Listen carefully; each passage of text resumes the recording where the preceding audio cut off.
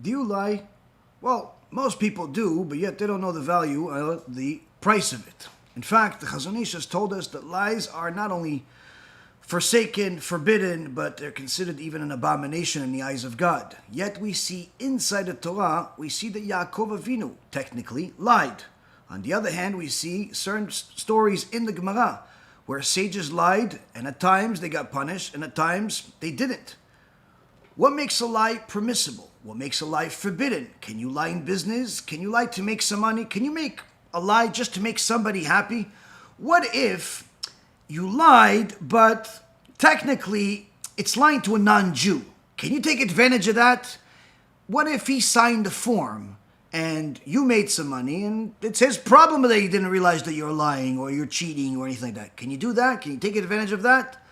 This and much more, including a story, personal story of somebody that I know that had a small, tiny lie. What was the lie? Well, he had a few girlfriends aside from his wife, and he was extraordinarily wealthy. I'm going to tell you the story of what happened with this tiny little lie that has a few surprises. Enjoy the truth, enjoy learning about lies, and most importantly, enjoy the path to be holy.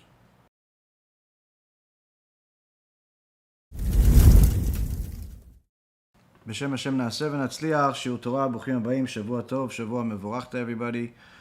We're starting a new week. We're starting another lecture, and it's part of the series based on the book by the Chazon Ish, Alav Shalom, Emunah and Bitachon. But this series is a lot more than just Emunah and Bitachon. It's about Jewish HaShkafa. What is the right ideology for Jewish people? And quite frankly, for mankind altogether, there's certainly lessons to be learned. Tonight's shiur is going to be for the Refuah Shlema for Rabbanit Sarah Bat Anat, Rav Ephraim Ben Shulamit, Rabbanit Levana Bat Sarah, Avi Mori David Ben Esriya, Imi Morati Doris Bat Jora. And Hatzlacha Rabbah for all of Am Yisrael, all the righteous Noahides that continue to support us, continue to watch our lectures, most importantly, and continue to dedicate part of their lives to learning Torah with us. Baruch Hashem. Just as a brief update, as we always do, Darkenu B'Kodesh, to remind you, the Kiruv store that we have is still up and running, and Baruch Hashem at full force. We had quite a few orders go through over the last few days, and Baruch Hashem, there's still a lot of stuff left that we just got in, actually. For anyone that wants to distribute free Kiruv material to their community here in the United States, there is some new DVDs for anyone that needs chizuk in regards to the issues of family purity and the mikveh. There's, of course, our USBs, different types, Baruch Hashem.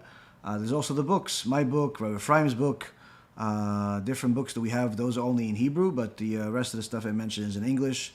Actually, the DVDs in Russian and Spanish as well. And also the best thing that I think that could help people more than anything else, for the least amount of money at least, is the cards. These Kiruv cards, Baruch Hashem, have reached a lot of places. In fact, just Motzei Shabbat, last night, somebody sent me a video that somebody made, somebody that's in the jewelry industry in New York, and he was talking to somebody else about making a sale about something to watch, but it's a short 30 or 40 second video. But you see on the table of this guy is actually one of these cards, one of these Kiruv cards, Baruch Hashem. So you see, Baruch Hashem, that they're getting out there, they're going everywhere. Anyone that wants to distribute these cards can do it literally for free. We even pay for shipping. Anyone that wants to support, wants to become a partner in all of this, could certainly donate on our website, bhtorah.org or BeEzratHashem.org, on the website, that's the Kiruv store, which is kiruvstore.org. You could order stuff for free, you could donate, or you could just simply look at it and do nothing. Either way, there's lots to do, and Be'ezrat Hashem, we're going to start. So the Chazon Ish started a new section in last week's shiur, in chapter 4, section 14, discussing the issues of lies. Simply put, lying. People have found themselves in or section 13, I should say, found themselves in a situation where they hear the roar of the Chazon Ish letting us know of how bad lies are, And we've all known that lies are not good. We've all known that lies are certainly not a good character trait for anyone to have. But as the Chazon Ish puts it in the words of the sages, it's rotten. Lies are rotten. And there's no permission to lie, just because you want to make somebody feel good or just because you want to impress someone. And we went into it. And really we found that there is a small permission. There is a small permission which we'll elaborate on today a little bit. But for the generally speaking, lies are rotten, lies are horrible, and lies are something that a person needs to stay away from. Now, just to freshen up some of our memories, he let us know that out of all the things that the sages discussed in the Torah, generally speaking, you'll find anyone that has actually spent time learning Torah, gone through the Shas, gone through the Shulchan Aruch, gone through the words of the sages in different Sfarim, you'll find that the sages are constantly looking to find zchut for Am Yisrael. They're constantly trying to find different ways to not only find merits for Am Yisrael, but find ways for the Torah to become easier for Am Yisrael to follow. But when it came to the issue of lies, the Chazon Ish says it clearly. This is one particular topic that the sages were very stringent about, because the signature of God is Emet, is truth. And therefore, the thing of lies you have to stay away from. That's what Torah says. Midvar sheker tichak. Unlike all of the other sins where the Torah says, don't do this and don't do that, don't eat pig, don't kill anybody, don't violate Shabbat, when it comes to the issues of lying, it says, Midvar sheker tichak, which is from a thing of lies, stay away from. Meaning, it's not only stay away from lying, not only don't lie yourself, but also stay away from anything that has to do with lies. If your business is a business of liars, if your group of friends are a group of liars, if there are people that are simply a part of your life, they're liars, you have to do whatever you can to stay away from these people and these things, lest you become like them. And this is one of the things that we've heard many times in the Torah, that the signature of God is Emet. Where is this really? If a person looks into the Torah, you will find anything you possibly want. But if something is said to be the signature, that's something that is not, it's not going to do it if we say, listen, there's a verse somewhere that says that the signature of God is truth. That certainly is good enough, but we want a little more. We're a little spoiled. So HaKadosh Baruch Hu spoiled us, and he told us that since his signature is truth, he had to have put it in the first parasha, in the Torah, in fact, even in the first verse. Everyone knows the first verse of the Torah is Bereshit bara Elohim et hashamayim ve'et haaretz. This is a very simple verse to remember. In the beginning of God's creating the heaven and the earth. This is the beginning. Now, the Ramban says, what does it mean in the beginning? There's multiple commentaries on it. In the beginning, meaning when Hashem created time, the concept of time, because he is beyond time. But even more so, the Ramban says, with wisdom. The beginning is, Bereshit means with wisdom. Other sages elaborate on it even further, that he created the world for the sake of Am Yisrael, to be able to fulfill the mitzvot. Not because he needs it, but because it's a good thing to do. He is good, and therefore he creates good. Unfortunately, today people think that just like you do something out of need, therefore your God also does things out of need. In essence, humanizing God, which is one of the oldest forms of idolatry that exist. Humanizing God is something that's existed in the world since the beginning of time. And unfortunately, it is very common in the world today, especially in the world of Judaism that comes from people that call themselves Hasidim.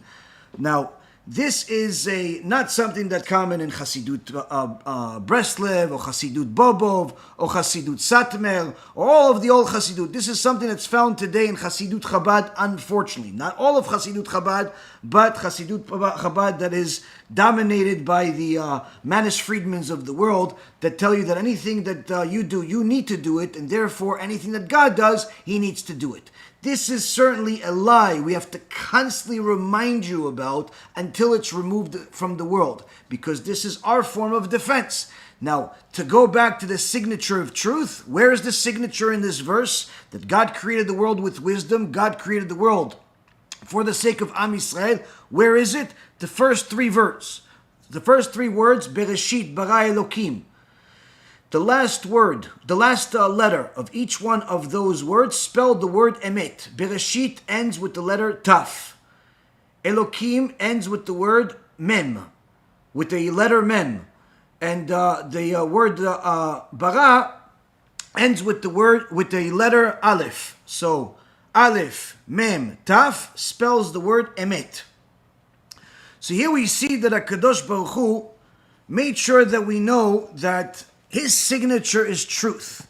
And this is also why in the Gemara, HaKadosh Baruch Hu says to the angel that's responsible for lying that to go away from him, because he cannot be in a place of lies. And this is one of the things that the Chazon Ish brings today. It's the Gemara Masechet Sanhedrin.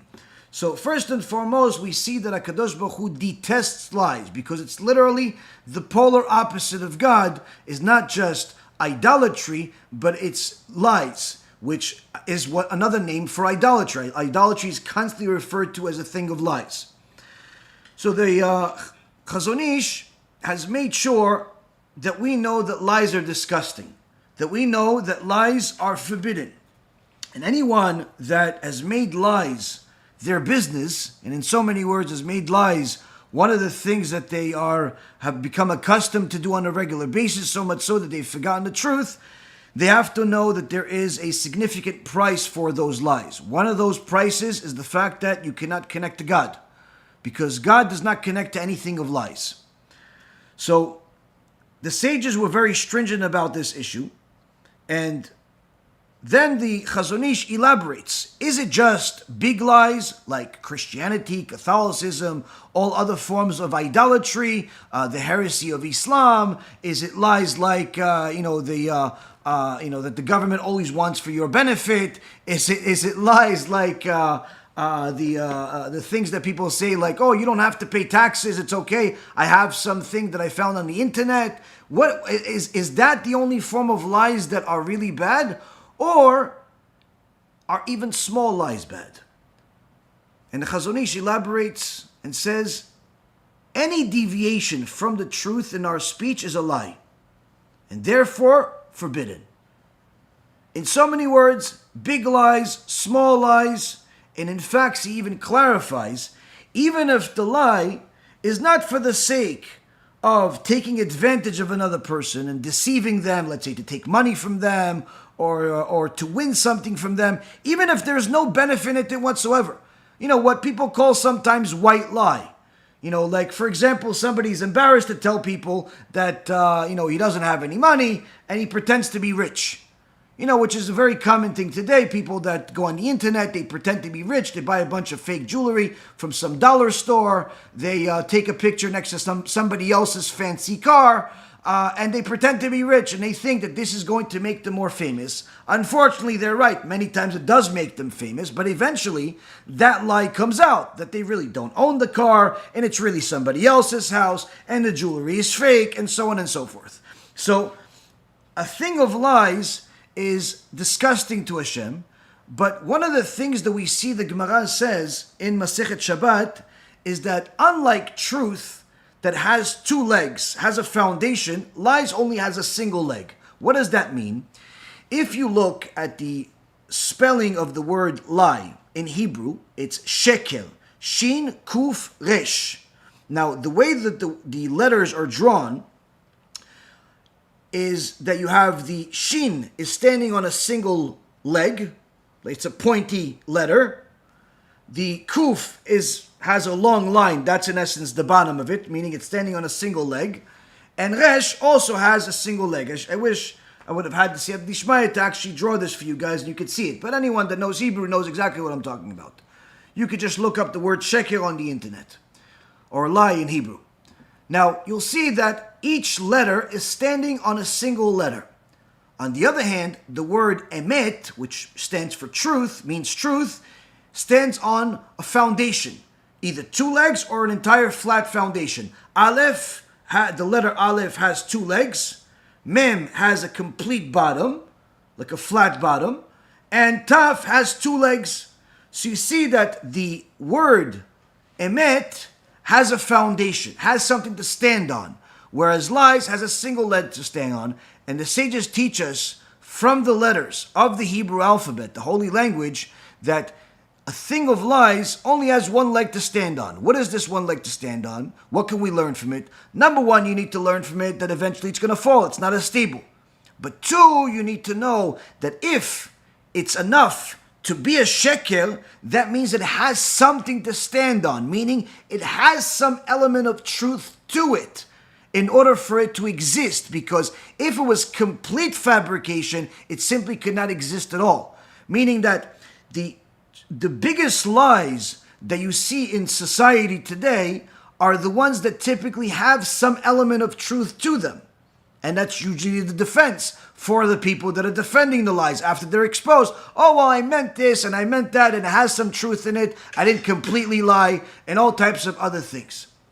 So now a person needs to understand that a person that is lying, if he's completely making something up out of thin air, that lie is simply not going to last even the conversation.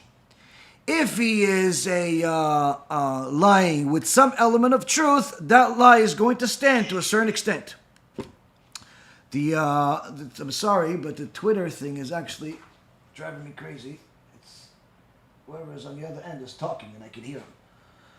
Okay, so it's the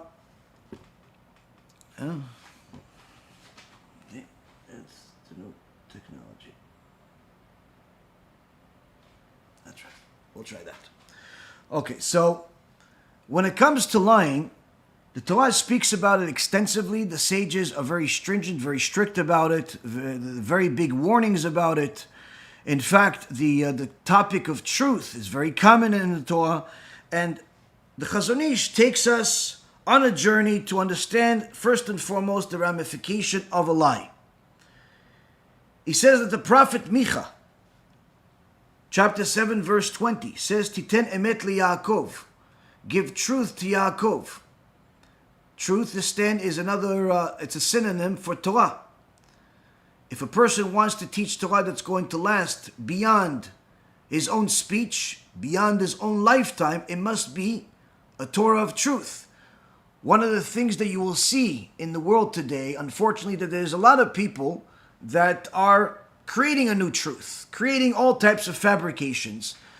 And sometimes people ask me, are we worried about the next generation? Maybe they're not going to have the truth available to them. You have nothing to worry about. And the reason why is because if you look at the books from the Jewish world, from previous generations, in the world of Torah, you'll see that the only words that survived are the ones of truth.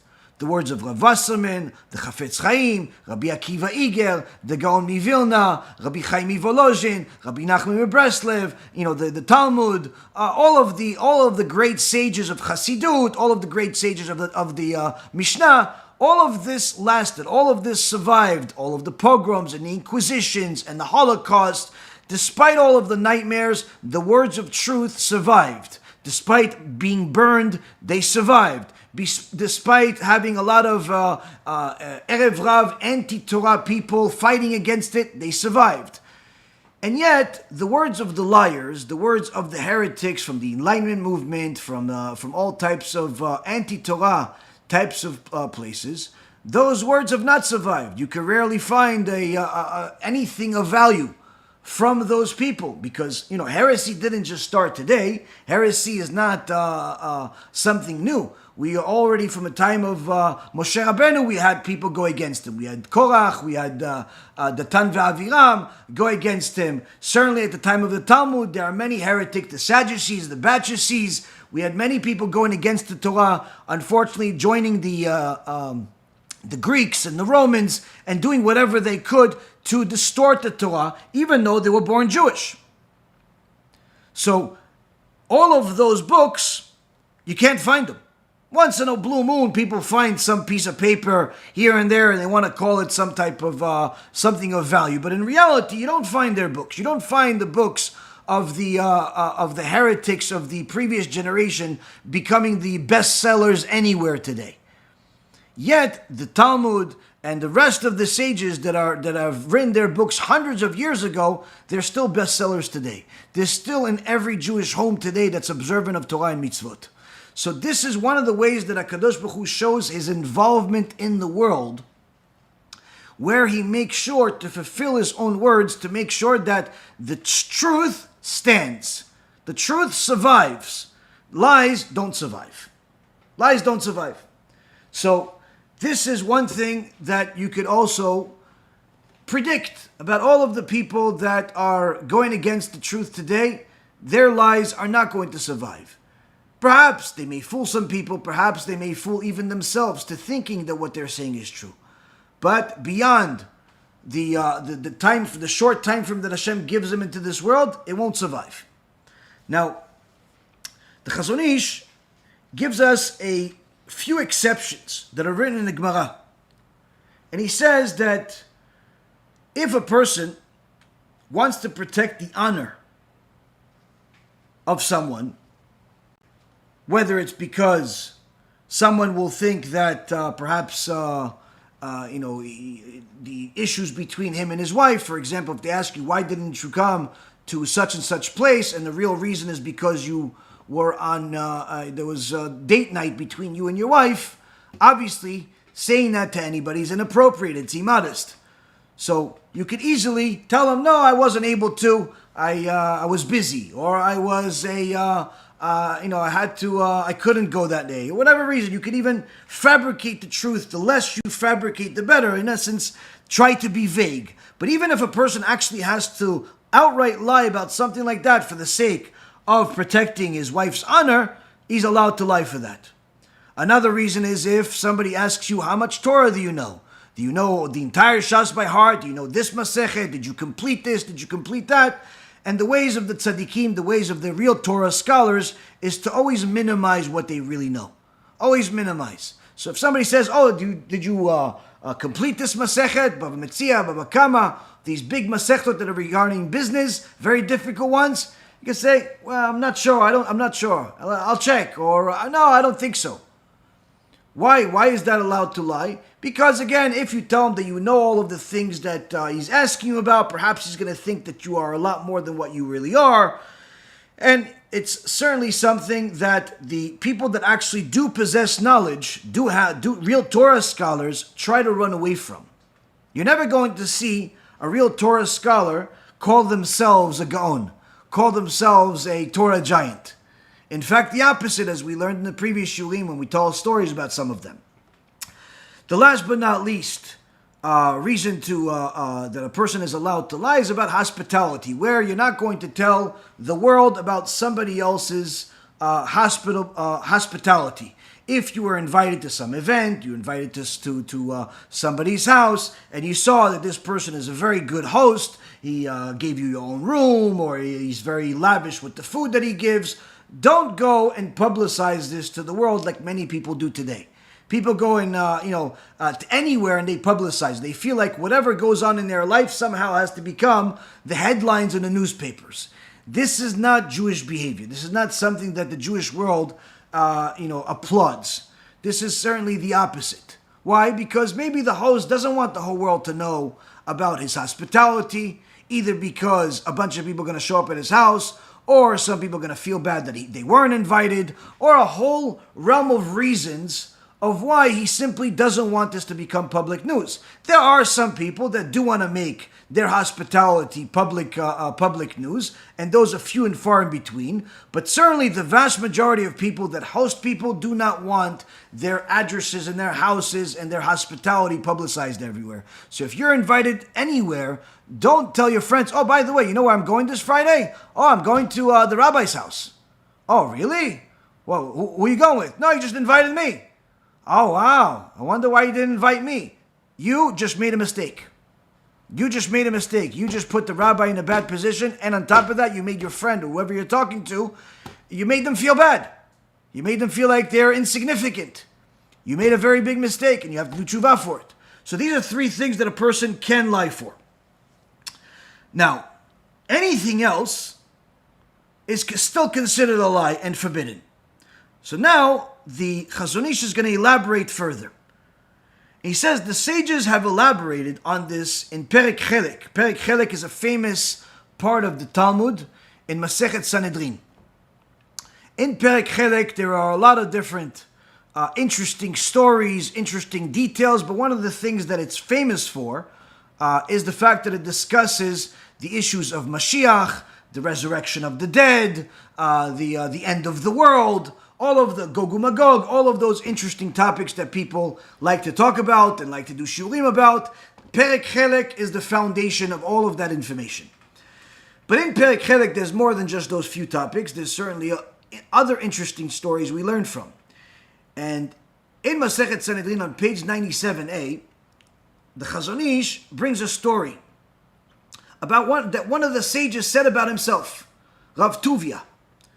Rav Tuvia said, if you were to give me all of the treasures of the world, I would not say anything that's factually incorrect. Meaning that he is simply not going to lie for any price. Doesn't matter how much you pay him. Now, of course, you're going to find some other people make similar statements. People that claim to be truth speakers, people that claim to be honest. No, I would never lie to you. No, come on. Or the best ones are to tell you the truth, and they start talking. Wait, hold on a second. So are you telling me that if you don't have that disclosure of to tell you the truth, I should assume you're lying? No, let me tell you the truth. To tell you the truth, this is actually one of the hidden messages that HaKadosh Baruch Hu literally instilled into the language of people to, on one end, make people more inclined to tell the truth, or at least remind them of it. On the other end, also remind us to be skeptical of anyone who doesn't tell the truth. Now, Rav Tuvius is saying, I will not lie for any price. Now, he doesn't have to be a rabbi for me to assume he's not going to lie. But he's not just a rabbi. He's one of the sages of the Gemara. So why do I need this statement for? Because he's going to qualify it. He's going to tell us why he will never lie under any cost. Because it cost him. He says, I once lived in a place called Kushta, which in Aramaic means truth. City named Kushta, where no one ever deviated from the truth. And no one there would die before his time. This was a unique place where no one lied. And no one died early. There's another place that the Gemara talks about that no one ever died. That we'll talk about another day. But this place, because everyone was honest to the extreme, they got blessed that no one died young. And Rav Tuvius actually lived there. And he says, I married a woman from there and had 2 sons from her. One day, my wife was washing her hair and her female friend knocked on the door. I thought it wasn't proper to say where she was. I mean, she was bathing. So I said to her friend, when she asked her, oh, can I see your wife? What are you going to say? Oh, she's not here. She's not here. How common is this? Somebody calls the house and the person that they're calling for is unavailable for different reasons. Either they don't want to talk to that person, or they're busy with something, or whatever it is. So the common answer says, oh, I'm not here. Tell the person I'm not here. Now, we already talked about how this is not good to lie last week. And in fact, it's also even more terrible if you teach your kids to do that, to tell people that you're not home, to tell people that you're not there when you really are there, because you're teaching them to lie. Rav Tuvius did this one time. This is also showing us how objective and honest our Torah is, where it's telling us about even the mistakes of the most righteous people that ever lived, to learn from them. And he's saying, I simply said, my wife is not here. Why? I didn't want to tell this woman, that's our friend, that she's in a shower. It's not appropriate. That's it. He says, after I said this, shortly after, his 2 sons died. His 2 sons died. Strange deaths. Immediately when they died in a town that no one dies early, The entire town showed up at his house and demanded an explanation from me. We have been here for many years, generations. No one ever died early. What did you do? Did you lie? I told him the truth. I told him what happened. Now you would think, okay, this town is full of people that don't lie, so they should be understanding. You know, it cost him anyway. I mean, he's the one that suffered more than anybody else, right? No. They asked me to leave the town, lest I bring death upon them too. So says the Chazon Ish, so we see from here that even a slight deviation from the truth is punishable by death. Now, we have to literally think about the words of the Chazon Ish, the conclusion that he got from this story. This is not some fairy tale. This is a real life story that happened to one of the sages in the Talmud. He's telling it himself. And the Chazon Ish is in essence giving us the conclusion. What are you going to learn from this story? Okay, poor guy lost his wife, lost his 2 kids. Fine. He had to lose his house too. Fine. What else? Learn now, today, that even for a slight lie, a person literally can get a death penalty from heaven. That's how much Hashem detests lies. Now, of course, you see today people lying every day. The presidents, the vice presidents, the newscasters, the fake news, the real news, the friends, the family, everybody's lying every other statement. But nobody sees death. People, if literally every person that died, every person that lied was like in the city of Kushta, you'd have body counts. Everywhere, you'd have literally piles and piles of bodies. So how come? Number one, we don't live in the city of Kushta. Where apparently over there, the judgment was much more stringent because everyone exerted so much effort not to lie. Number two, since there is a degradation of the generations, deterioration of the generations, Hashem judges us less harshly in this world. Less harshly doesn't mean that he doesn't eventually punish us and puts a person in Gehenom if they deserve Gehenom, or Kafakela, or Chibut HaKever, all of those horrible places. No. Judging us less harshly in this world, meaning that Hashem doesn't judge us right away, like he did in the previous generations. Where somebody went against Moshe Rabbeinu, he killed him on the spot. Somebody cursed Hashem, he killed him on the spot. This week's parasha, Be'alotecha, at the end of the parasha, the son of Shlomit Bat Divri curses Hashem. Moshe Rabbeinu says, okay, what do I do with this guy? Hashem says, stone him, kill him in front of everybody. Kill him in front of everybody. Make sure everybody puts their hand on his head.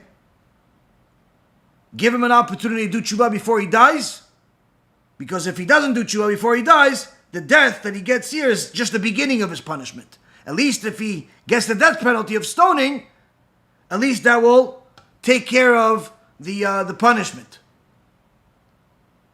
So, this is at the time of Moshe Rabbeinu. Somebody cursed Hashem and got a death penalty. Today, people have entire websites doing the same thing, unfortunately. But they don't die. Why? Hashem is judging us less harshly. Meaning, he's giving us more time because of our stupidity, our foolishness, our addiction to sins, our lack of knowledge and lack of truth, lack of knowledge of the truth. He's giving us more and more time and more opportunities. But the time eventually runs out. For everybody. So, Rav Tavus is saying that he suffered by having 2 of his kids die because they lied. Because he lied. About what? About something personal. Something that seems to be part of the permissible lies. Where we said in the issues of modesty, somebody asks you, why didn't you come to the shiur? And you don't tell them that your wife was in a mikveh because it's not appropriate to tell other people, because then they start having all types of wild thoughts that are forbidden. That's allowed. So it would seem that Rav Tavus did the same thing. But he didn't. He didn't. Why? Number one, the issues of modesty, you don't have to be so worried about it with women, at least not the women of his time. Number two, it's not the same thing. It's not the same thing. So we see how HaKadosh Baruch Hu was precise with the tzaddikim. And the conclusion that the Chazon Ish is here to teach us is that if you're about to say a lie, think for a moment. Is it worth your life? Is this lie that you're about to tell people, is it worth your life? Is it worth the life of your kids, chas v'shalom? Is it worth the life of your wife, your husband?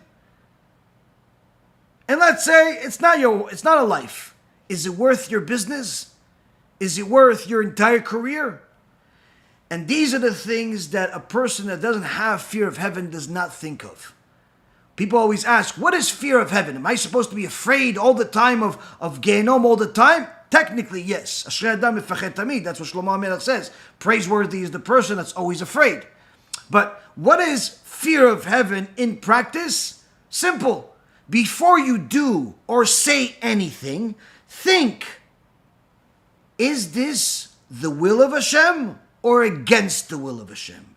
Will I be rewarded for this or punished for this? Is what I'm saying true or false? Is what I'm saying permissible to say or forbidden to say? Because even truth is sometimes forbidden. It's called Lashon Hara. You're going to say the private information of somebody else. It's true, but it's not public property. To tell people that somebody else is wealthy, to tell people that somebody else got divorced, share other people's information is Lashon Hara, even though it's true. So just because it's true doesn't mean it's permissible.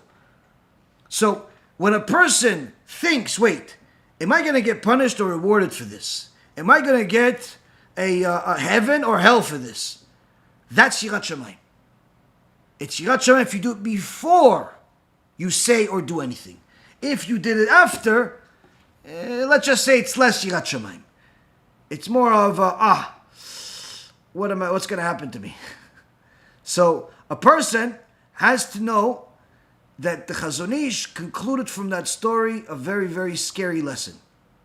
He says, we see from here that even a slight deviation from the truth is punishable by death. May the merciful one save us, he says. Rachmana litzlan.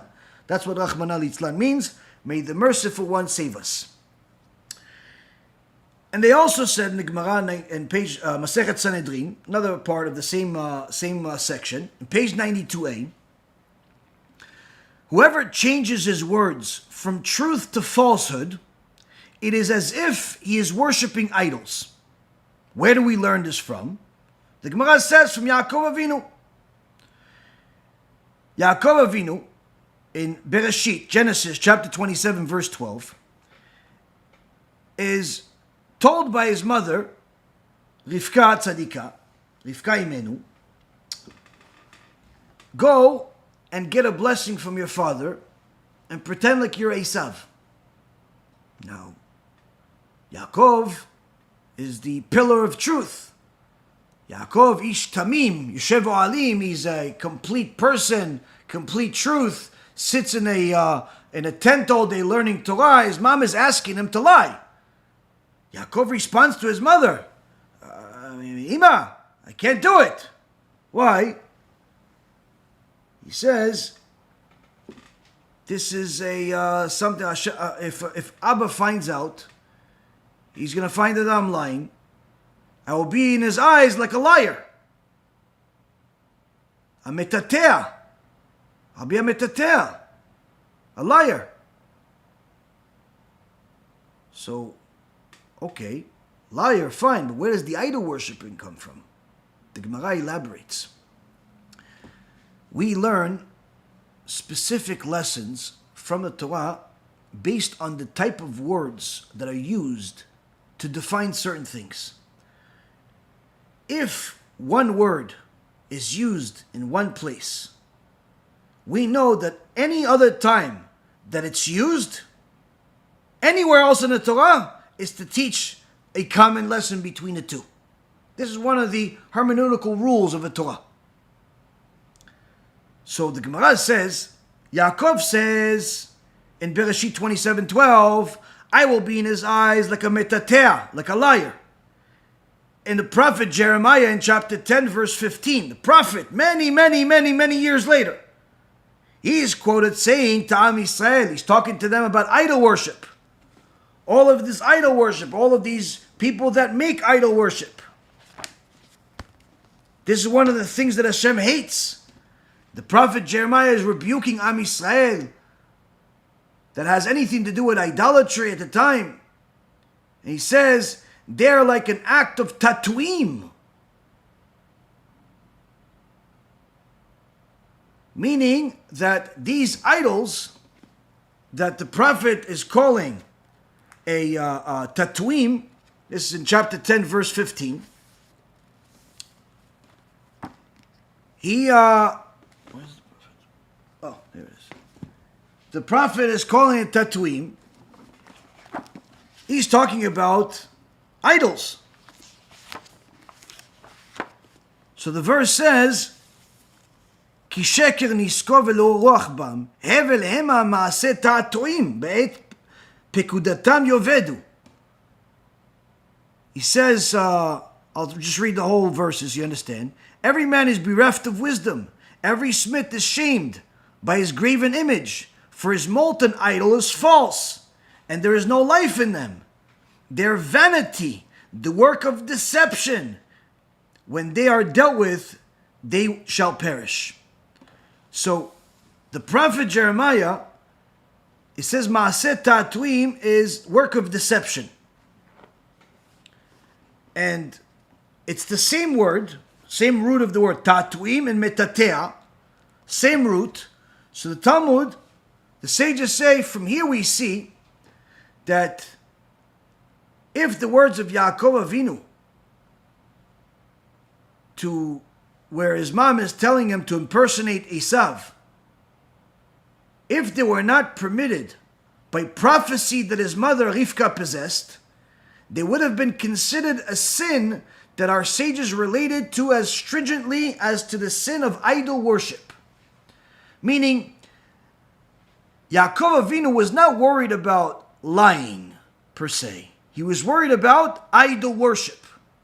Because he knows that in the eyes of HaKadosh Baruch Hu, the ultimate lie is idolatry. And therefore, lying is in essence considered in the same category of idol worship. So Yaakov Avinu is scared of being considered an idol worshiper. So that's why his mom, Rivka, is telling him, don't worry. HaKadosh Baruch Hu spoke to me and he told me, you have to do this. You have to do this. Meaning you have permission from HaKadosh Baruch Hu for this to happen. Why? Because Esav, his lies are so deep-rooted in his father, in Yitzchak, that there's no other way. There's no other way. The risk is too great. You have to lie. You have to, in essence, manipulate the truth in such a fashion where your father thinks that you are Esav. Now, in reality, Yaakov didn't outright lie. He didn't say, I am Esav. He said, Esav, is your firstborn. He broke up the sentence, in essence, stating that Esav is the firstborn, not that I am Esav. Why? Because Yaakov Avinu was worried that he would be considered an idol worshiper. That's what the sages teach us. Further, the Chazon Ish says, in the Gemara in Masechet Sanhedrin, page 102, same section, the angel, that's the spirit of falsehood, comes to HaKadosh Baruch Hu. And HaKadosh Baruch Hu says, leave my presence, because the speaker of lies cannot abide before me, as David HaMelech says in Psalm 101, verse number 7. Now, this spirit of falsehood is doing the work, he's doing a job that Hashem asked to do. To go and to go confuse somebody in order to bring a certain judgment to the world. But in so many ways, that doesn't mean that Hashem likes him, he's best friends with him. Why? This is something that exists in the world. Evil exists in the world. It doesn't mean that Hashem welcomes it, he's friends with them. So, this is one of the places where the sages know what's happening in the heavens, He says, when the spirit of lies came before Hashem, Hashem says, okay, do the job, just go away now. Go away now. The Gemara in Masechet Bava Kama throws us a curveball. Why? Because now we have learned lies are detestable, lies are horrible, lies are the opposite of the signature of God. Can't lie about big things. Needless to say, you can't lie about small things, with the exception of these few things. And even the few things, like modesty and then the other things, even there you have to be very careful, because Rav Tuvia, one of the greatest people that ever lived in history, he lost 2 sons because of a lie that to us seems perfectly fine. But then the Gemara in Masechet Bava Kama throws us a curveball. And we need to learn this curveball. That's what the Chazon Ish brings. He says, the Gemara brings stories of different times sages deviated from the truth, but for a permissible reason. Rav Ula says to Rav Nachman, when there's a whole debate, there's different rules that Rav Ula brought in the name of Rabbi Eliezer. And he's telling the students. And all of a sudden, Rav Nachman shows up, one of the Gdolei Hador, and he's listening in. And they're talking about business law. And it says if somebody died while owing somebody else money.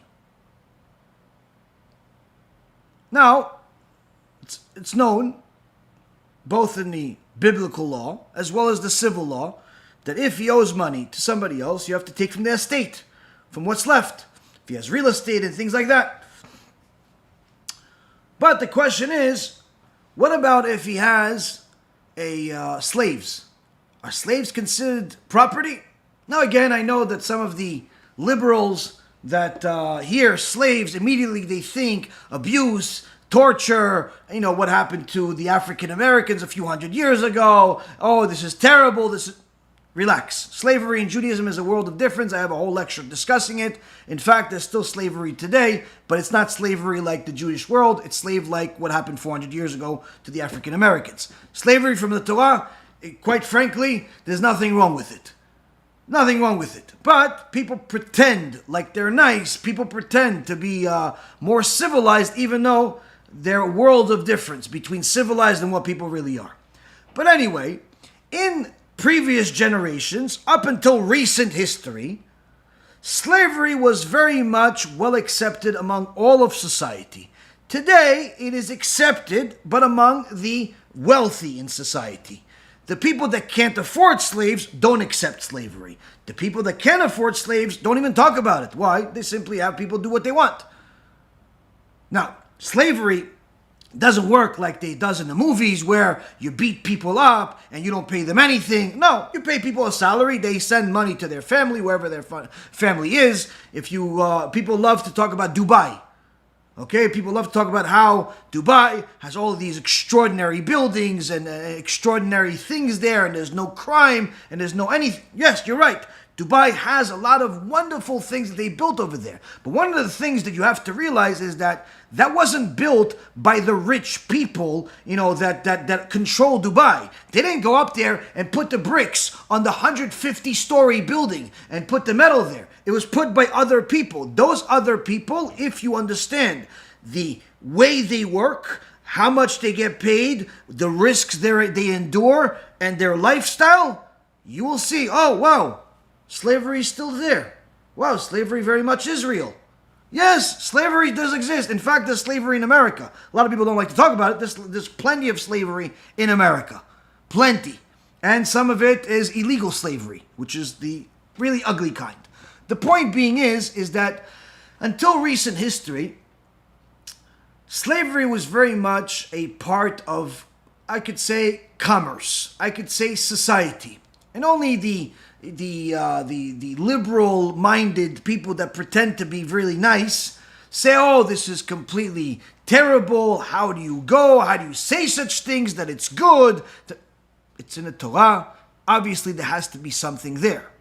So you have to compare what's good, what's bad. Not everything is good, not everything is bad. Anyway, in those previous generations, when slavery was common, some of the ugly type and some of the decent type. Some parts where people were forced to be slaves, obviously the ugly type. Some parts where they're not forced to be slaves, which is, again, it's their choice. Now, the Gemara says, some people owned slaves, and that was in essence their property. Just like a person has a house, a person has a company, a person has an application, whatever they have, that generates certain things for them, generates profits for them, generates certain products for them, whatever it is, they own it, right? Same thing with the slave, property. Now, what if the guy owns property? Can the person that is owed money take the slave? Take the slave as this is the payment. You owe me money. He died. Give me the slave then. You have 5 slaves. I'll take each one of them. Each one is worth X amount of money. Okay, that pays off the debt. Can that be done? Now, Ula says, no, one may collect debt by taking slaves only from the debtor himself, not from his orphans. Meaning, yes, you can, if the guy was still alive and he wants to pay you the money that he owes you by giving you slaves, he can do it. But if he died, his kids cannot give you the slaves. They can't give you the slaves. That's what he said next to Rav Nachman. But as soon as Rav Nachman left,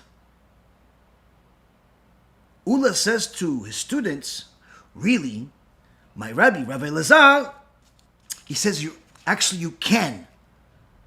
You can collect the slaves as payment from the orphans too, from the sons that took over the property of the dead father. He's owed money from them, he can take the slaves from them. So the question is, whoa, hold on a second. What happened here? Why didn't you say this next to Rav Nachman? Why did you say this right next to Rav Nachman? Why did you change it? What happened here? You lied. So the Gemara says, Rashi actually elaborates further, that Rav Ula knew that Rav Nachman, he paskined about this is one of the issues that he was very hot over. He was very, very vocal about this topic. And he was against the orphans giving the slaves as payment for a debtor for different reasons. And he even saw a Beddin, different Dayanim, Chachamim, rule that they have to, that somebody that was owed money has to be paid with the slaves. He went to them after the trial. He says, you guys have to pay back. Tell the guy to undo what you just told him to do. Meaning he heard what happened. He told him, listen, if you already gave him the slaves, you have to tell him to get back the slaves. Or else, I'm going to force you guys, I'm going to paskin against you as the Gdol Adol, I'm going to paskin against you guys, that's going to come out of your pockets. I'm going to sell your houses to go pay back for the slaves that you just gave away. Meaning he was very, very vocal about this issue. And Rav Ula knew about this. He knew that it was very hot. But he knew that Rav Elazar was one of those Dayanim. And he didn't have the same opinion. He didn't paskin the same way as Rav Nachman. He gave the slaves. He says, no, you have to give your house. Don't give the slaves. They're not. Why? Because the debate is whether they're considered property, movable property or not. It's a whole debate. Anyone that wants to go into the details of it goes to the Gemara Masechet Bava Kama. Now, so here we see that Ula knew that Rav Nachman would reject if he really said what Rav Elazar said, and he would debate him, and he would tell him all types of things. You're wrong in this. And Ula said, no, listen. I'm not in his level. I cannot debate him right now. He's going to give me all types of things. I can't handle it. Let me just escape this battle. Let me just say the thing that he agrees with Rav Elazar, and the thing he disagrees with, I'll just say, no, I don't think he said that. So comes the Chazon Ish and says, it must be so where there's a question. There's a question about what Ula did. Why did he avoid the confrontation? Because it's an obligation of a sage to bring out as much Torah as possible. And one is not allowed to hold back words of Torah. Who permitted them to avoid saying what has to be said? And therefore it must be that Ula found in such a situation a danger that necessitated distancing himself from it so as not to put himself to the test. If one was permitted to refrain from engaging in a Talmudic debate in order to maintain a measure of caution and diligence in observing of the mitzvot, one is allowed to deviate from the truth. See here, the Chazon Ish elaborates and he says, listen, the sages, when they're discussing something in the Gemara, it's not like perhaps you talking about something with your friend. For them, anything that's worth talking about, that means it's worth your life.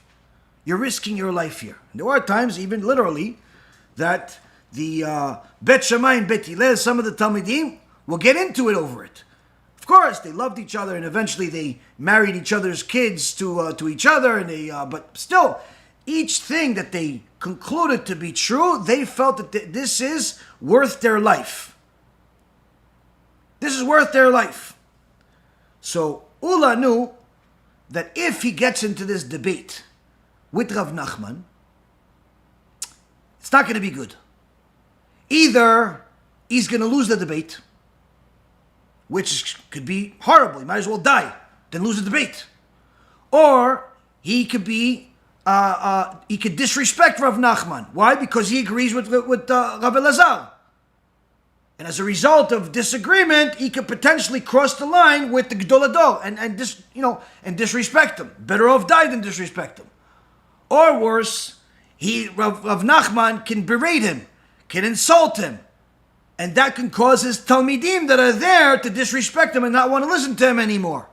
And that could cause that's all of their lives. So he says, too much is on the line here. If I was next to my Rav, if it was even one-on-one, yes, we could have discussions about anything you want. But here, this environment in the middle of a shiur, there's other people, this is not the time, this is not the place. Let me just run away from this. There's too much danger. There's too much danger.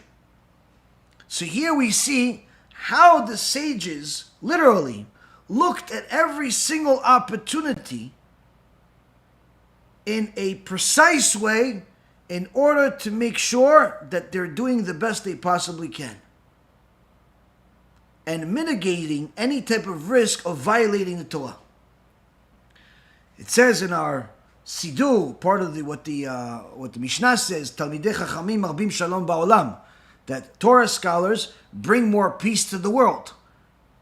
So many times people think, they bring peace to the world. That means perhaps they like everybody, they love everybody, they make parties, there's hilulas. Yes, sure, there's certain things like that, but the reality is that if you look at the life of Rabbi Yehuda Nasi, the Gemara says that Rabbi didn't spend much time in his life giggling or laughing, and in fact, he asked people not to try to make him laugh. Why? Because anytime he had too much joy, people would die. Because he had to make sure that people knew the truth and rebuke and truth, and he didn't have enough time for partying. So how does the peace get created if there's no party, there's no laughing, there's no joking? By telling people the truth, by enlightening them with the truth, that actually increases peace. Because once the two sides of any debate know exactly what the truth is, that eliminates any doubts, that eliminates any, beliefs that perhaps something else could be true other than what you think, or other than what he thinks.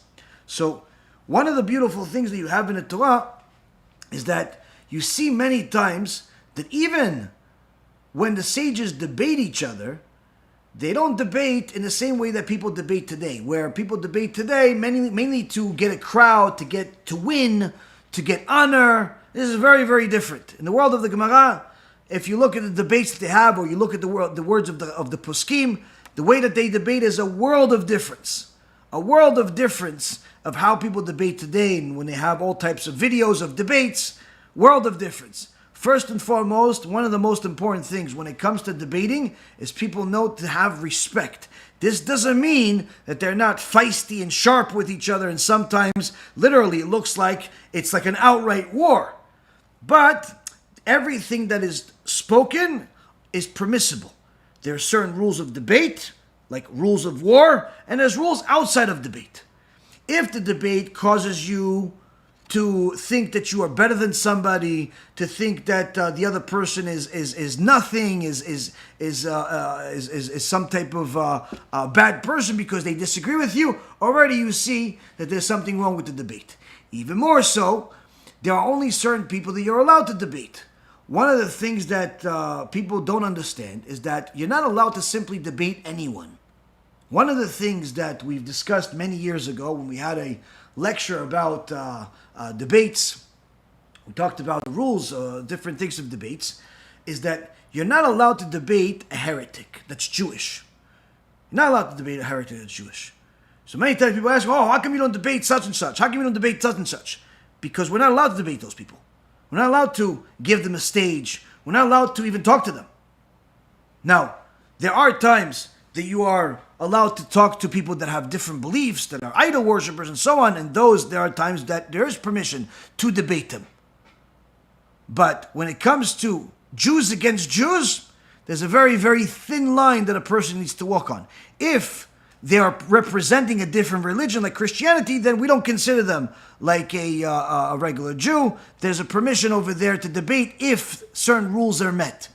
But if somebody's simply like a heretic, where they don't believe that there's a God, or they don't believe that the Torah is from Mount Sinai, they don't believe that words of the sages, they're simply an apikos, like we've discussed many times with other people, those people, you can't talk to them, you can't debate them, there's no permission whatsoever. What you can do is you can do a public rebuke, you can reject what they're saying, you can certainly speak about them, speak about what they're saying, and get people to steer away from them. But to have a public debate with certain people, there's no permission to do that.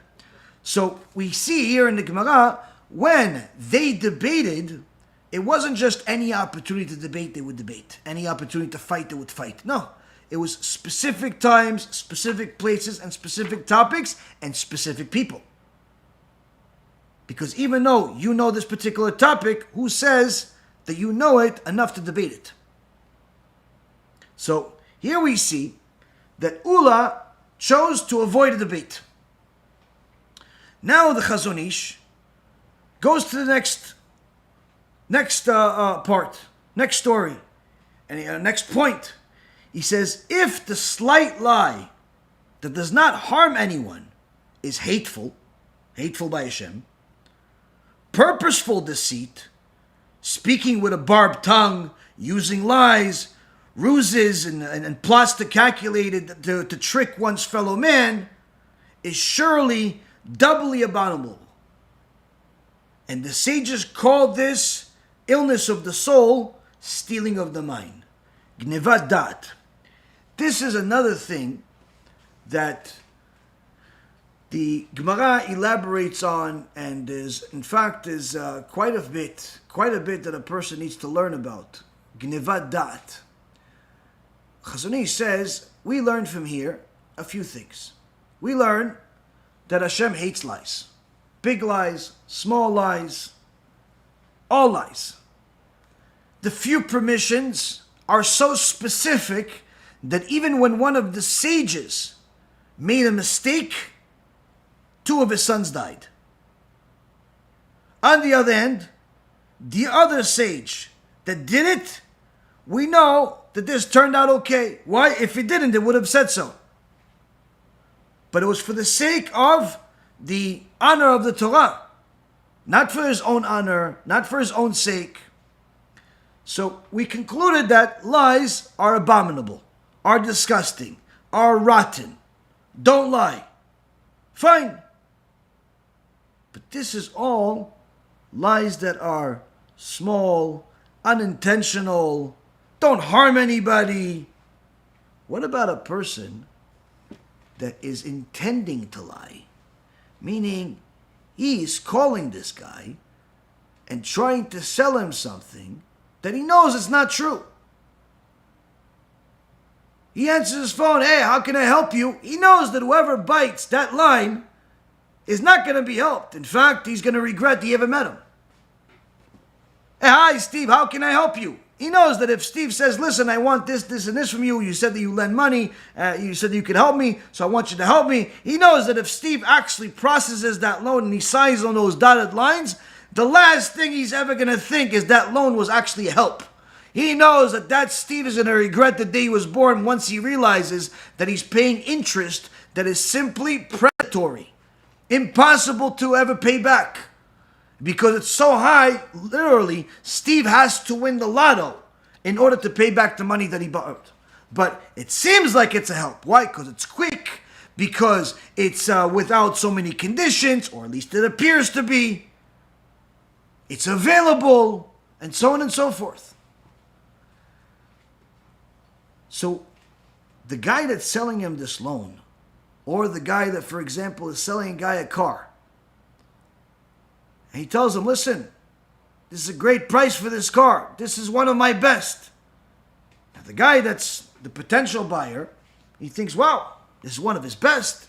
It's a good price, he even says. He's believing these lies. How are they lies? Because the guy that's selling knows that this car is a lemon.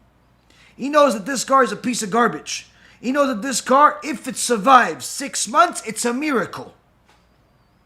If the guy really knew the truth about how bad the engine, the alternator, the other parts of the car are for this car, he would not only not buy it, you'd probably punch the guy in the face for offering it. He would get so upset at him. Why should I pay so much money on something that's junk? But he's not going to tell him it's junk. Why? Because he'd rather get his money and give him the junk than get his money and give him something good. Because he's a liar. And there are literally endless types of business practices just like this, where the person that's on the business end, that's selling a product, a service of some kind, he knows to begin with that his business is corrupt, his business is a lie, his business is deception. They tell you, we have a software to solve the problem that you have. Your problem is, let's say, whatever the common problem is. Your WhatsApp crashes every 2 seconds. Your computer doesn't turn on. Your phone is blinking. We have a software for $36 to fix those problems. Now, you don't have much of a choice. Like, figure, listen, I got to fix this thing. Might as well fix it from the comfort of my home than just go take it to a repair guy. So you buy this software for $36. You wait 14 hours until this thing downloads. Eventually you download it, and then it says working. And you look at it for another 3 hours. You say, working. What is it doing? Oh, whatever. Well, at least it's fixing it. Working.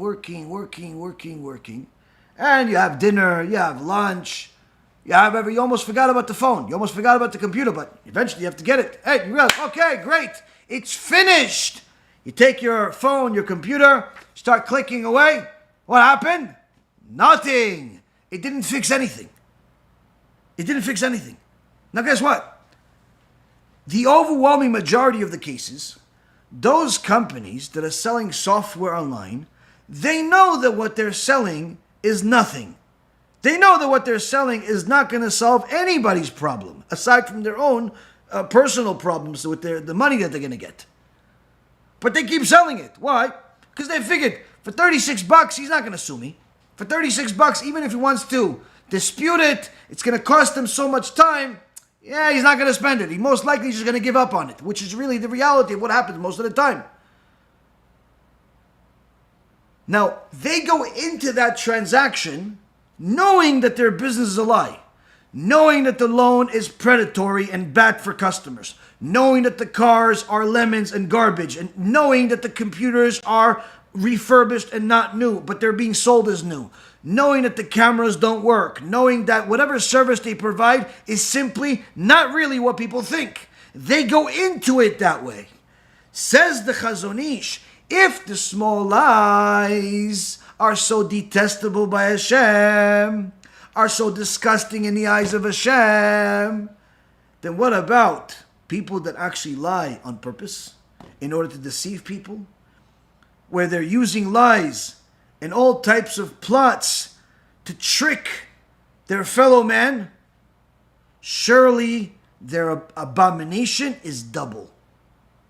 As bad as the other lies are, these lies, for sure, you could already assume without even checking further.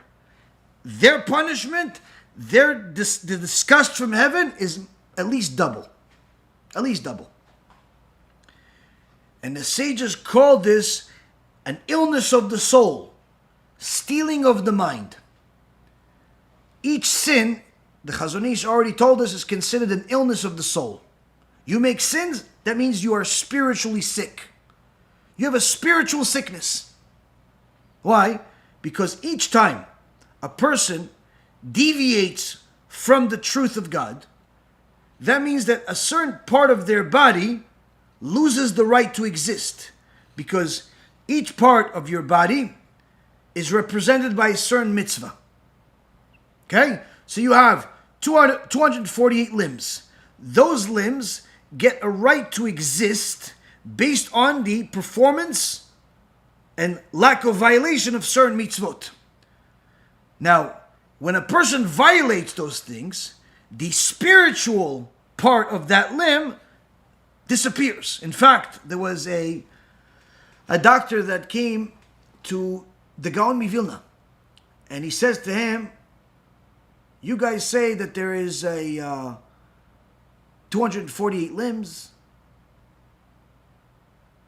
365 ligaments, all these different things based on the mitzvot, calculated based on 613. We checked. Somebody just died. And we counted. We did something that's forbidden in the Jewish world. But this was a non-Jewish doctor. We did a calculation. It's 364, not 365. The Gaon Vilna says to him, go check this guy's life. Check, background check. You check the body, go check the life. How he lived his life. I can assure you that he made sins with that body part. The doctor checked and verified and went back to the Gaon Vilna and said, you are 100% right. He sinned specifically with that body part. But what does that one thing have to do with the other?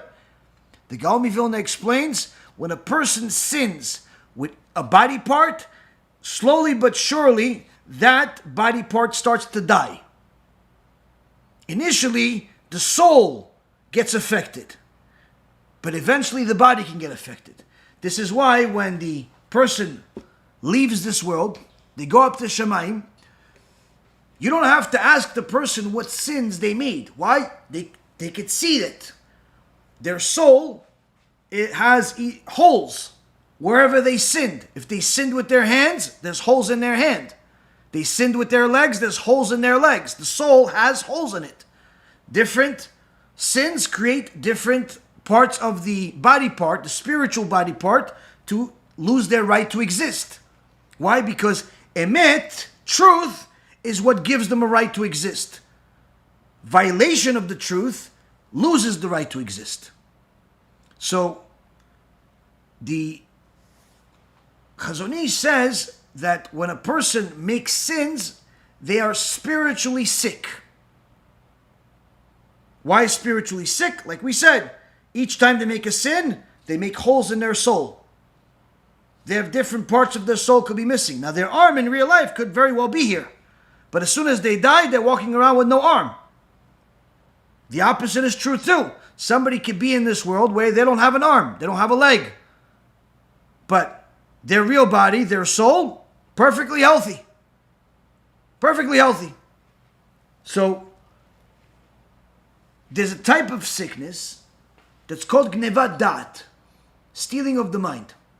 And the Gemara in Masechet Chulin, page 94a, says that it's forbidden to mislead other people, including non-Jews. And the Gemara there goes into great detail about the matter. And the Ramban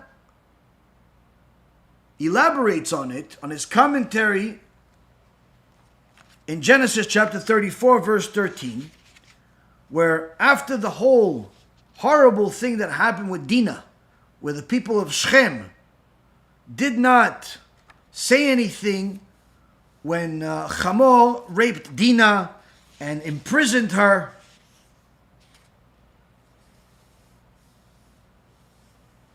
then the brothers, Shimon and Levi, after telling the people that in order for you to marry her, you have to circumcise yourself and all of your people.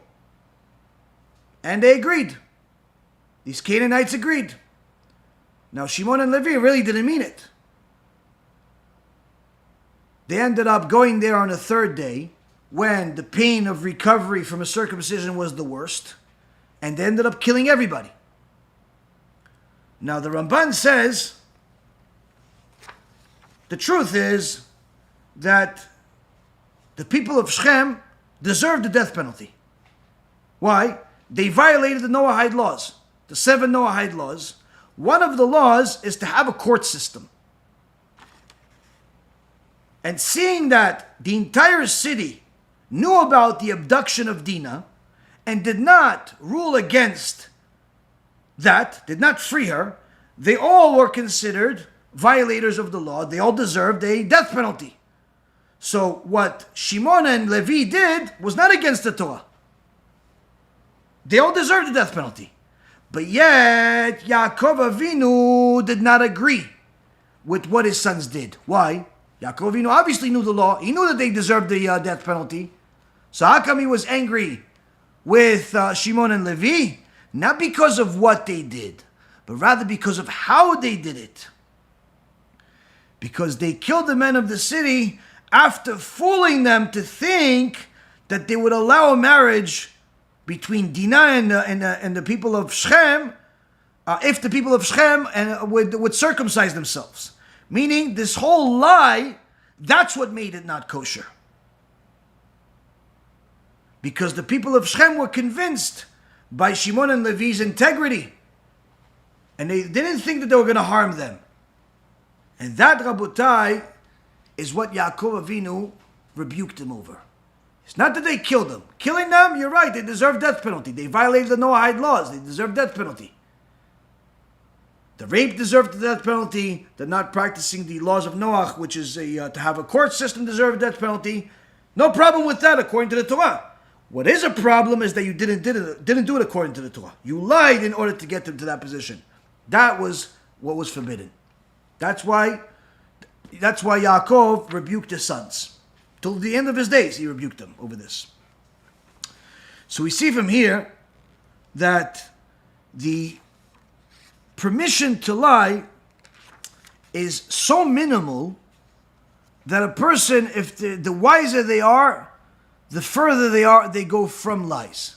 Now, one of the things we're going to finalize with, and to just get an understanding of this, is what the Chazon Ish says in regards to gnevat dat, in regards to stealing of the mind. This is one of the places that a person really needs to know the law. Really needs to know the law of gnevat dat. Why? Because many times people assume that if somebody else makes a mistake, they're allowed to take advantage of it. They're allowed to take advantage of it, especially if that person is not Jewish. The truth is, not exactly that. Let's just say that. It's not that. What is it? When we were having some of the lectures about the evil, horrific, Holocaust-causing, cash advance business, and speaking out against it and how it's against the Torah, people would come, people that are from that business would come and say, no, listen, they, maybe the loan is not good because it charges very high interest. No one can really defend that. They initially they start trying to sell you some type of mumbo jumbo that say, well, listen, he can't get the loan anywhere else. That's why I'm taking a big risk. So since I'm taking a big risk, I'm allowed to charge him 80% interest. Obviously, this is all nonsense, complete nonsense. In fact, it's the opposite. The fact that he can't get the loan anywhere else, and you have to charge him 100% or 80% in order to justify the risk, means that you're not allowed to lend the money at all. Period. And if you're going to lend the money, you have to lend him industry rates. Why? To make it more possible for him to pay it back. If he already is in such a terrible shape that nobody else will lend him the money, that means that he's a risk that nobody should take. And if you're going to take it, you have to make it easier for him to pay back. Not harder for him with a higher interest. But obviously, the logic of thieves works obviously to their interest. Anyway, I spent nearly 20 years in the financial industry. I know more about this stuff than they obviously expected.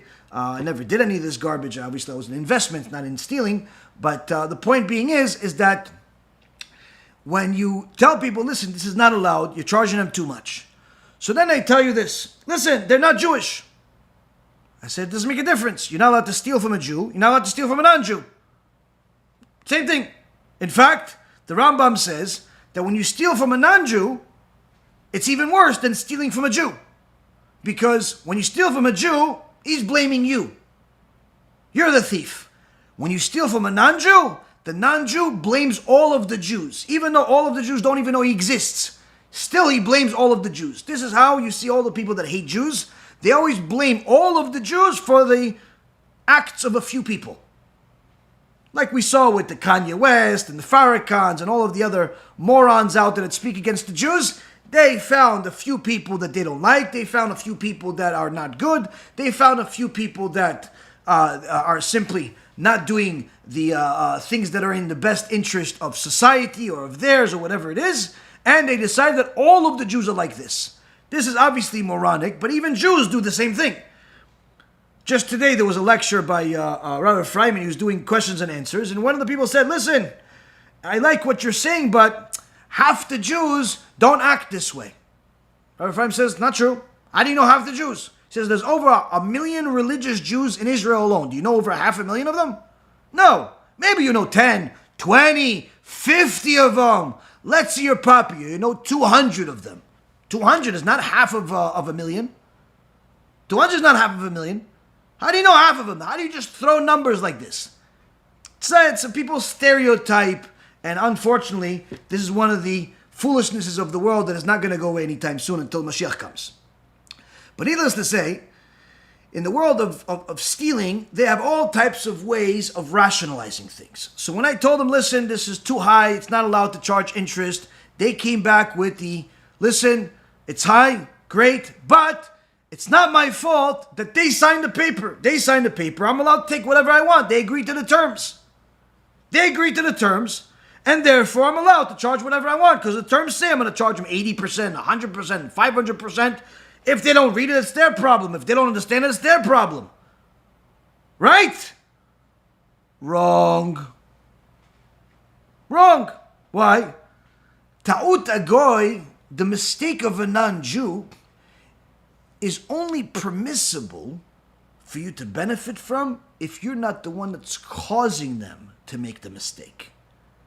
You see, this is the little small thing called halacha. When the sages say that if, let's say, for example, a Jew loses a wallet, and you find a wallet, you're a Jew, you find a wallet, you open the wallet, and it's clear that this wallet belongs to another Jew. The name, whatever it is, you see this belongs to a Jew, you are obligated to go return that wallet to that person. And if you can't find them, you can't take that wallet. You have to post it. You have to post somewhere that you have found this wallet. Whoever has lost the wallet and can give you signs that it's their wallet can call you or meet you, whatever it is. And if they tell you what the signs are, and the signs match what it really is, you give them the wallet back. Until when? Until Mashiach comes. You're not, if let's say for example, you find a wallet with $5 million in it somehow. Somehow $5 million fits in a little wallet. Okay? And it has clear identification of a Jew. We're going to call him David Goldstein. Okay? I don't know anybody that's named David Goldstein, but let's just call David Goldstein. David Goldstein just dropped off, now forget a wallet, let's just make it more realistic, a briefcase. Briefcase with $5 million in it. $5 million with bills that you can tell that these bills belong to somebody, they have something of a sign on them, the ID, the picture of David Goldstein is on it maybe, or his name, or something that clearly identifies that this belongs to him. Now you know this belongs to a Jew. Guess what? You can't take that money. You have to put it aside and wait until David Goldstein comes and collects it. What if he doesn't come? You can't use it anyway. What do you mean? But there's $5 million in there. It's going to go bad. It's gonna expire. No, it doesn't expire. Don't worry. Gemara says, as a side note, there's a story. Rabbi Chanina Ben Dosa, to show you how far this goes. One time there was a guy that came into town and he left some chickens. And the chickens ran away and he couldn't find them.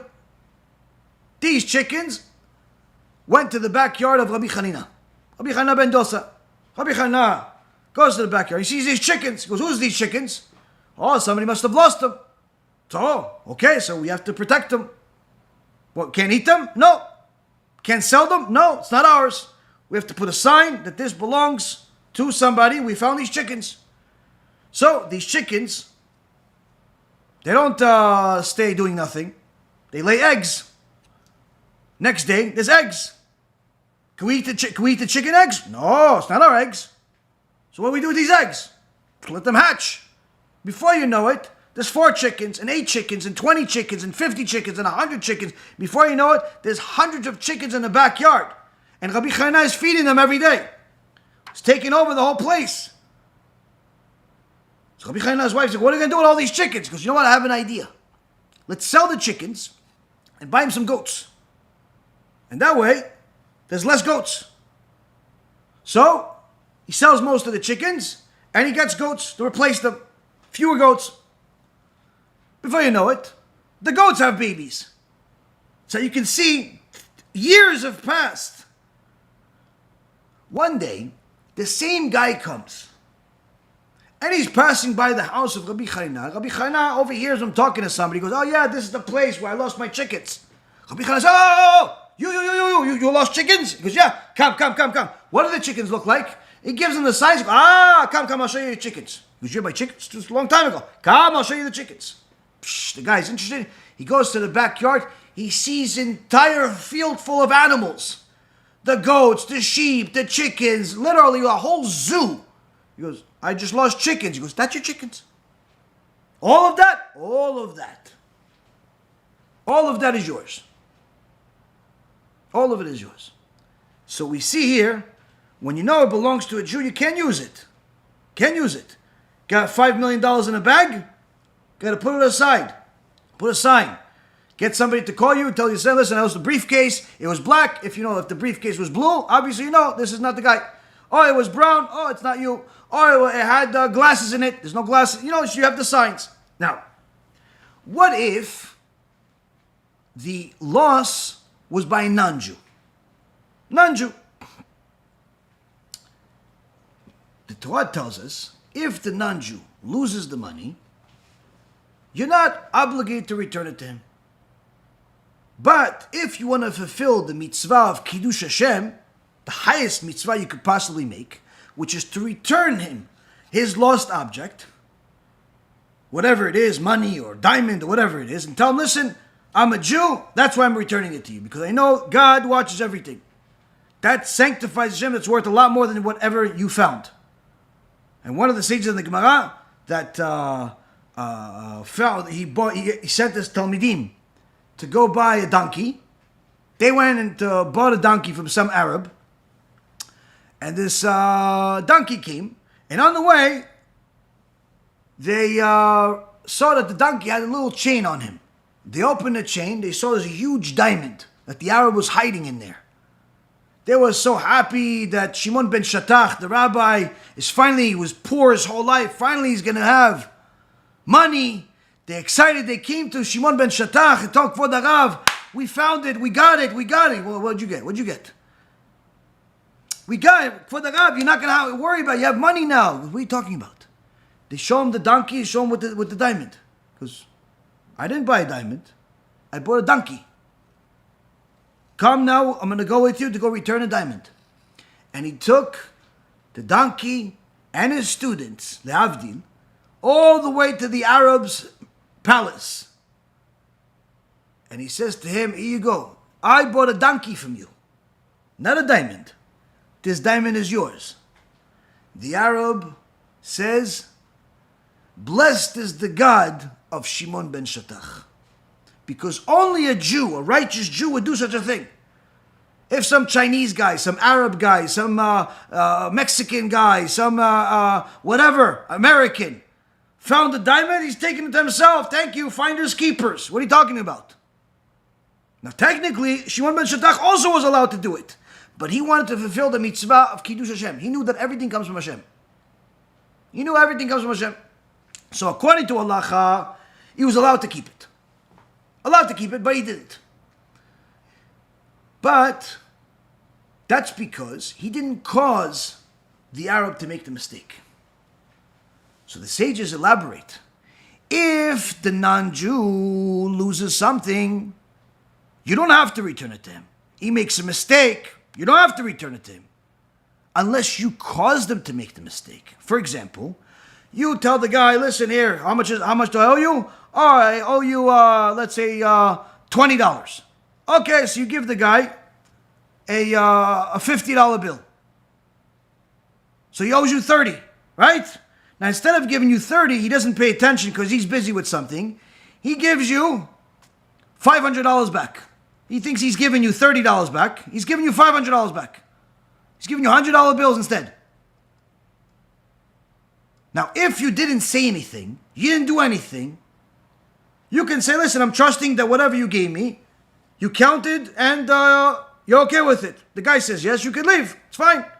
But if you're the one that's confusing him, and you're the one that's talking to him, and you're the one that's trying to get him to give you more, you're not allowed to take it. That's called stealing. Needless to say, if you're telling them, listen, this loan is good for you. This car is good for you. This product is good for you. It's the best price. It's the best product. It's the best this and it's the best that. And for sure it's going to be good for you. And for sure this is the best for you. And all this lies that you know is a lie because you yourself would not buy it. You yourself would not use it. You yourself would not give it to anybody that you love. And guess what? You are the one that is manipulating this person to sign the document. Not the document manipulating itself. And therefore, you are considered a thief. 100% a thief according to the Torah. And no posek on planet Earth can reject that. Why? That's the Rambam. That is the halacha. Oh, he signed the form. He can sign the moon. Go sign the moon over there. Won't help you. Go sign Mount Everest. Go to the top. Sign it over there. I was here. Won't do anything for you. Why? You are the one that caused him to make the mistake. You caused him to sign the form. You caused him to believe that this was true when it's not. Therefore, you are a liar. You are a thief. Therefore, it's forbidden. And that's why it's considered Chilul Hashem.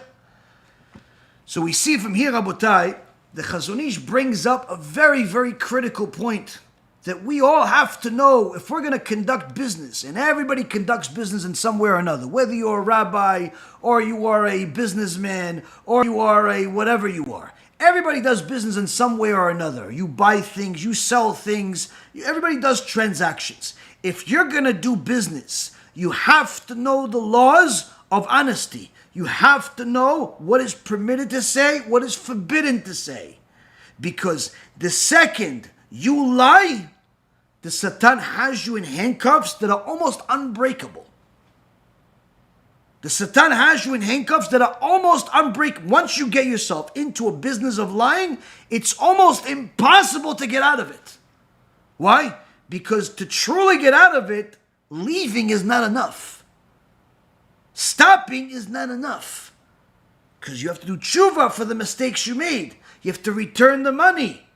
You have to become a small Moshe Rabbeinu to do some of that stuff. Especially if a person made a lot of money. So it's important for a person to know that a lie, no matter what the price is, it's not worth it. No matter how much you're going to get out of it, it's not worth it. Because in so many words, what you're doing when you're lying is you are disconnecting from God. Because HaKadosh Baruch Hu's signature is Emet, and therefore he cannot connect to you or to anything else that is comprised of lies, just like oil cannot connect to water. No matter how much water you put on top of that oil, the oil will always separate itself. No matter how much oil you put on top of that water, it will separate itself. They will never be together. That is a liar and a Kadosh Baruch Hu. Cannot be together. So a person needs to know that a Kadosh Baruch Hu hates this. And therefore, eventually, the liars are the ones that get exposed. The liars are the ones that get the public shame. The Mishnah in Masechet Avot says that someone that sanctifies Hashem's name, sanctifies it in private, the reward will be in public. Hashem will bring him great honor in public. Someone that desecrates God's name in private, Hashem will publicize their disgrace. You privately cheat people in business. You privately cheat on your wife. You privately do all types of sins, desecrate God's name. Eventually, the punishment is going to be a public disgrace. Now, of course, everyone has heard of the public stories that have happened to the disgusting animals that call themselves humans and celebrities in Hollywood. I have a whole film about this called The World of Lies. The Bill Cosbys of the world and the other animal filthy pigs that took advantage of all types of people in a sexual manner. These are literally excuses of people. But there are real life examples that I've witnessed with my own eyes. And unfortunately, these are the lessons that a person, if they don't learn from them, they're going to pay for it. There was one time a guy I knew, he was extremely successful. Extremely successful. He was in the plumbing business. You can't imagine how much money you can make in plumbing. Now this guy literally made millions and millions of dollars. And he lived the life accordingly. He had a very fancy house with all the bells and whistles. He had cars. He would gamble. He would do all these things. Now, when he did all of these things, many times he went on his private life, and his private life wasn't exactly in agreement with his private life. Meaning, he had a family, and he had something else. And as he's making the money, as he's celebrating, as he's having a good time, he feels like the world is his. The day came, and the world wasn't so much his as he started losing a bunch of money. Properties that he owned ended up becoming problematic. He found out that one property that he bought was an actual fraud. Things went from bad to worse. But he still had some money. And he still had, his family. One day, his wife tells him, I'm gone. I'm not interested in you anymore. What? Married for 25, 30 years. What do you mean not interested? What are you talking about? No, I found somebody else. Found somebody else? What are you talking about, found somebody else? We're married for 25, 30 years. And she tells him, I'm going to marry our accountant, the CPA, the guy who knows where all the money is, the guy who knows all the secrets, the guy that I was very friendly with, when I was crying over the fact that I knew that you were cheating on me with all these girls for all of these years, but there was nothing I can do about it. Now, I can do something about it. He thought that his wife is a moron that's also blind, who doesn't know that he's cheating on her. All she was doing was waiting for the right time. The right time to take whatever she wanted, because the problems were only his problems, not hers. Now, this was bound to happen. According to his mind, never gonna happen. When he was going out with all of these girls and doing all of these things, top of the world. The second he found out that she knew, and not only she knew, the guy that he was paying money to figure out what to do with money issues and stuff like that, he's in on it, he's benefiting from it. Literally, his whole world collapsed. His whole world collapsed. Surprised he didn't kill himself. But eventually he understood. He had this coming to him. How many guys are living the same type of life right now, in the Jewish world, in a non-Jewish world, where you tell your wife, I love you, but you also have a girlfriend. You also have somebody that you go see at the bar. You also have somebody that you see at the office. And you have these two lives. I promise you, in the name of the Torah, HaKadosh Baruch Hu eventually is going to expose you. Why? You deserve it. You're hurting a Bat Yisrael. You're hurting a daughter of HaKadosh Baruch Hu. And you're literally living a life as if God doesn't exist. This, Rabotai, has to be exposed. Why? Because HaKadosh Baruch Hu hates lies. You married her, protect her. Don't protect your interests and your lusts. Learn to live with them. And if you can't, get divorced. But don't live two lives. Don't lie to people. It's disgusting. And HaKadosh Baruch Hu hates it. And therefore, by default, anyone that loves Hashem also has to hate it. It's simply revolting to hear and talk and see all types of people living multiple lives. He has a girlfriend, he has 5 girlfriends, she has a boyfriend, and today, Hashem Yishmor v'Yatzil, you're getting it now from the women. The women are telling you, I don't know what to do. My husband, he doesn't know that I have my doctor, and I have my friend, and I have my therapist. What? Literally, the stuff you never would have thought of, you thought that the guys were a problem, are now in the women's side too. In fact, there was a recent statistic that came out of Israel about 2 or 3 years ago. It says that the adultery, for the first time in history, in recorded history, is higher on the women's side than on the men's side. If you don't want to be together, get divorced. What are you lying for? But that's the thing. People want to have a cake and eat it too. They want the privileges, they want the money, they want the comfort, they want the whatever social privileges or whatever it is, but they want to give somebody else whatever good they have to offer. This is a lie that eventually gets exposed. And all of this stuff eventually gets exposed. You see it, every big guy that you would have thought this guy has a security team that's enough to build a country.